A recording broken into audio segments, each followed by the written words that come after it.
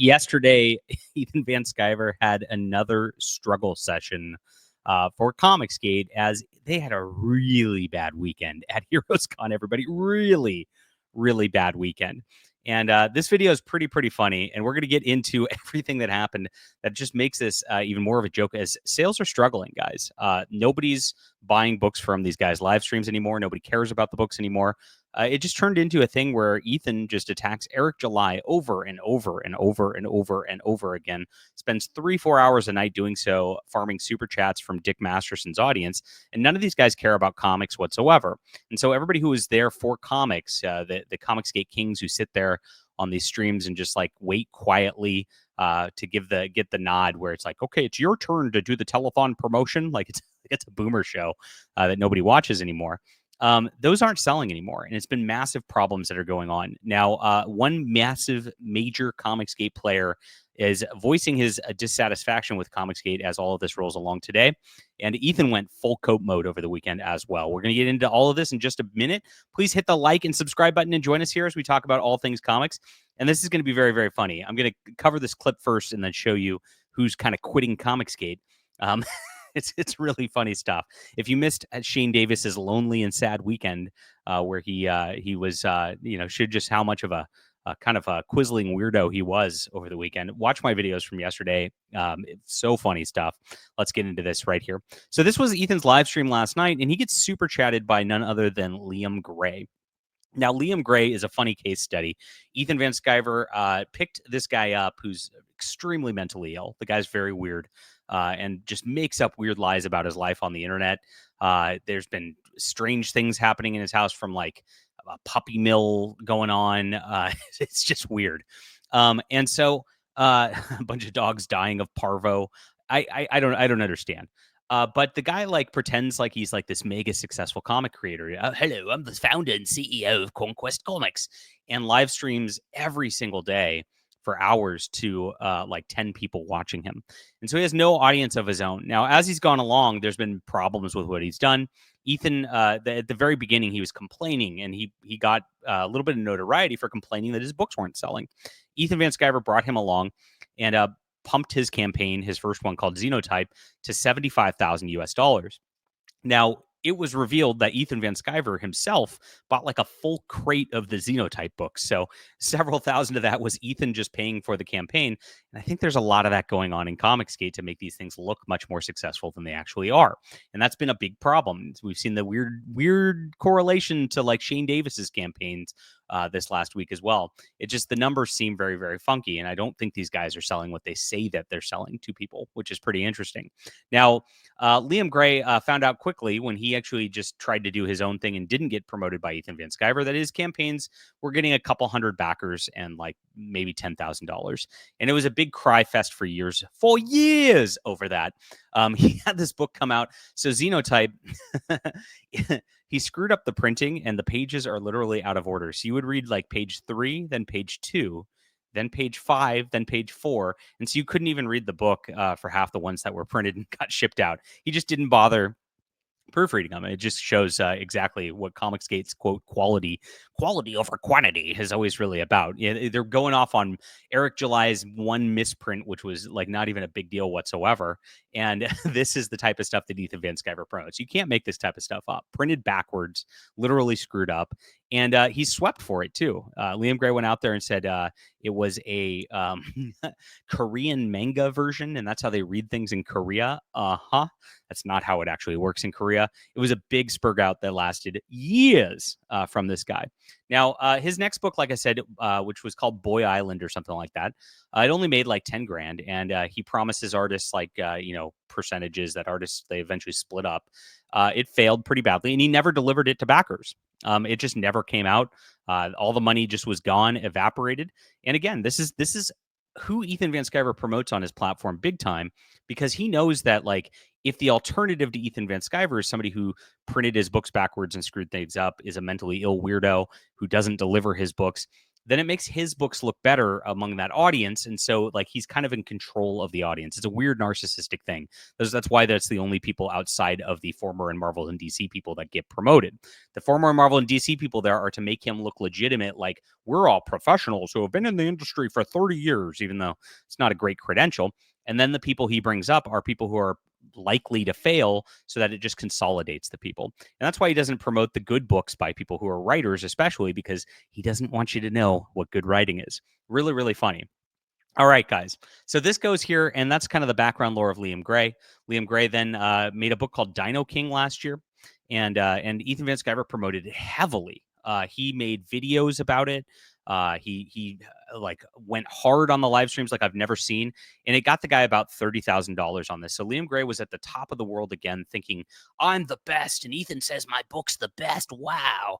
And of course, nobody read it, and nobody cares. And his next campaign failed similarly when it wasn't promoted by Ethan. He doesn't have his own audience; it's completely Ethan's audience, and so he got really mad at me. I popped into a small live stream chat, just mentioned that I'm selling a lot of books these days, and I'm gonna show receipts, which is pretty funny to get into here as well.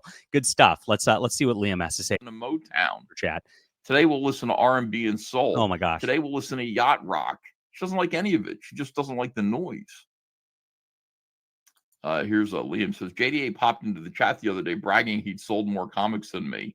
Can a CGer do the math? I'll bet Dino King 2 will outsell, you mean, everything he's ever made combined.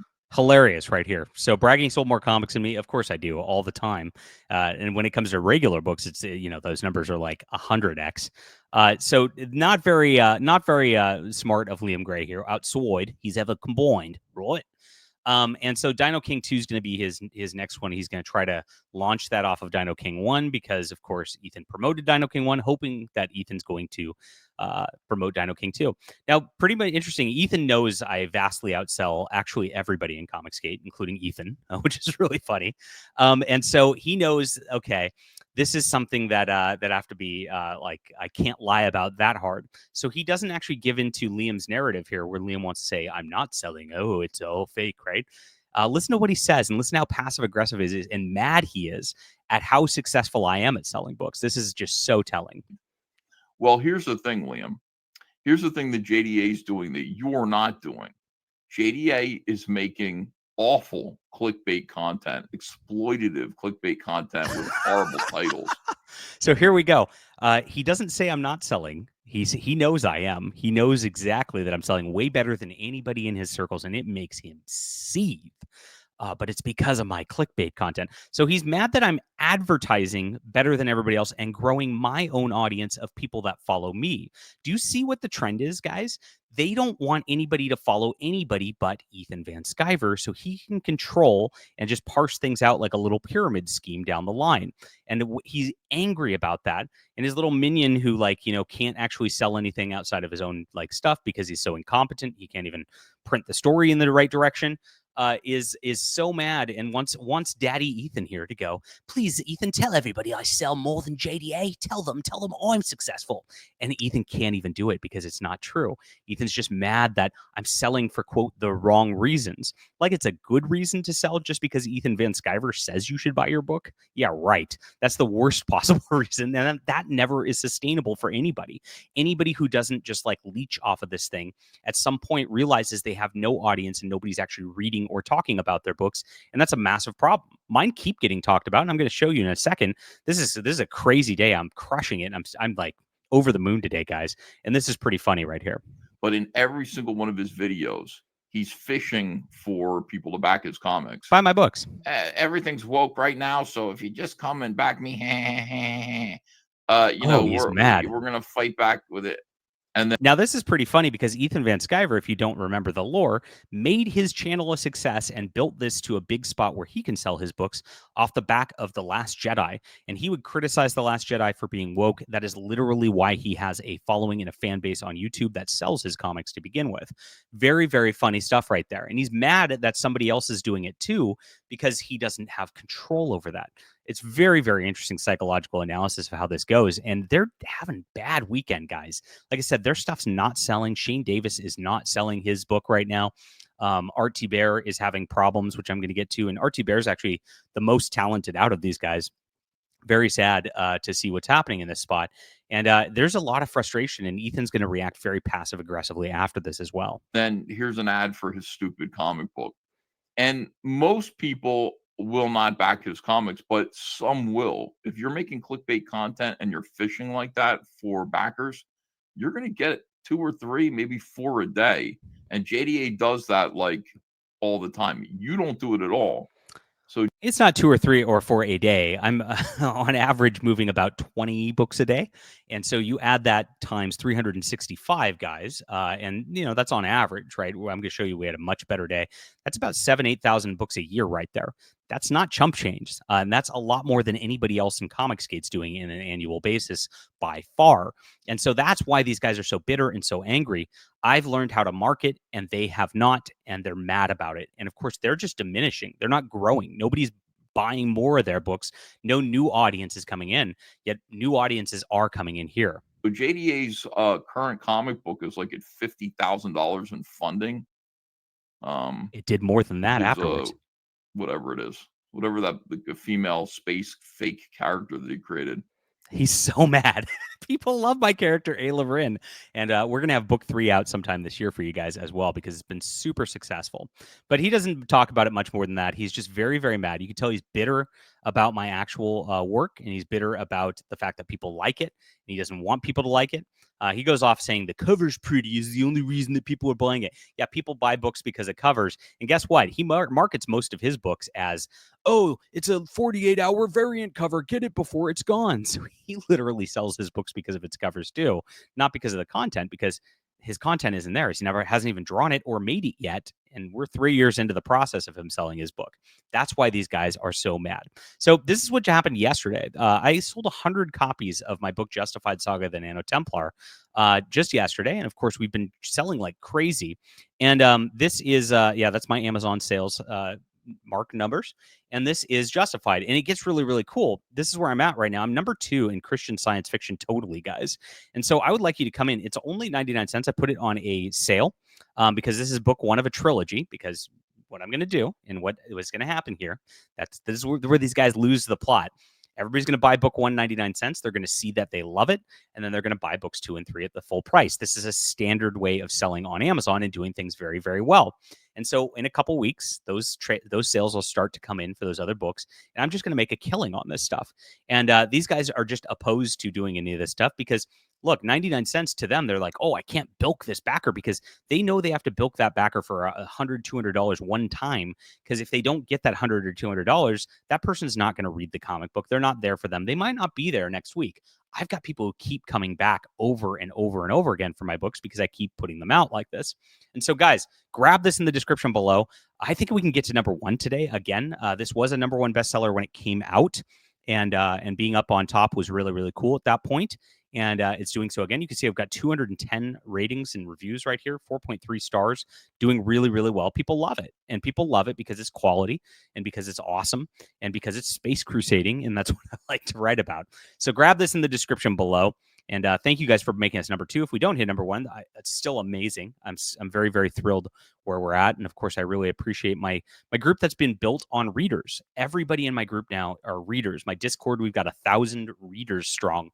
And that's why this is going to be a movement that's going to win at the end of the day. So this is in the description below, as I said. And look at least Ethan this weekend going crazy because of how Comicsgate has been bad. Like, obviously, Shane Davis's campaign's failing, and he's been a sad and lonely person this weekend, going crazy, and it's failing down the line. And here's Ethan going passive aggressive, which is he tends to do. He goes, I don't know if I mentioned it, but I quit Comicsgate. I'll be backstabbing all of you in exchange for shallow compliments from retards like Lord Raptor Jesus and Matt Barr tonight at 8 p.m. with 23 viewers. Shoulda let me go peacefully, CG. Oh, man, he's so mad. And this is a commentary on the fact that Ethan just launched attacks on great YouTube channel, John's Longbox, for no reason last week. Because the guy was just doing what he didn't want. John's Longbox got great interviews on there with John Romita Jr., Mark Miller, tons of people. He always talks comics and real comics. And yes, people don't tune in for talk about comics. It's a tough thing. It really is. But that's the truth of things right now.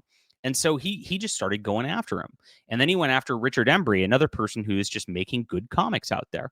Really, really sad stuff to watch. And he just like launched at this over and over, is having some heavy thoughts as I prepare to leave Comicsgate today. He made multiple passive aggressive posts about this. But there looks like maybe there's somebody else who's leaving Comicsgate. RT Bear posted these empty fortune cookies, right? A pretty interesting visual right there. Asked what is the meaning of this. John's Longbox said the future of Comicsgate, and RT Bear said indeed. Now RT Bear has had problems getting Comicsgate in on his most recent book. And it's because, again, I think the guy's just talented. And so if you look at what he's got with this black and white book right here, this is Black and White Volume 3, only 500 backers, and it's been open for a long, long time, since beginning of the year. Actually, I guess this campaign would have run end of last year. And it's been open for 8 months now with 500 backers. Not very good. And this isn't because of Art's talent. Art is, actually, like I said, one of the best, most talented people out there in this entire group. And so you could see just like where Comicsgate's gone just because of this. And he used to have 1,700 backers on book 2. Oh my gosh. And where was book 1 at? Book 1 was on a different account, it looks like, so I'm not gonna be able to grab it. Art T Bear, black and white. Let's see if we can find volume 1. Here we are. Oh, that's the second chance. Second chance campaigns are second campaigns these guys open up over and over again. Okay, so I don't know where the first one went. This one did 37,000 on the second chance, but I know it was well over 100,000 before. So it's just the audience has diminished for Comicsgate. They're gone, and it's really sad. Like I said, Black and White's actually one of the better books out there, and it's definitely worth checking out. I would support that if I were you guys. But this is the dire straits they're at. Empty fortune cookie, guys. Another one's leaving. Ethan's seething, and his minions are crying about my selling books. He's crying about my selling books. And you know what? We don't need to do much more other than just like let people know about it. And I'm glad you guys are here. This is a regular book. It's not a comic book. So if you are a regular reader, it's also available on audiobook. Makes it easy for you guys. I've sold 200 audiobooks this month as well. I mean, it's not this just I mean, it's just so fun selling books, and I love it. And that's why I'm here, and I'm passionate about it. And that's why I spend my time working on books and not live streaming for multiple hours. I appreciate you guys for being here. This is a great group to join, guys. Thanks for being here. Get on my newsletter, join my Discord, be part of the community. We're building a better future for independent books and comics, and this is ground zero. Thanks for being here. We'll be back soon.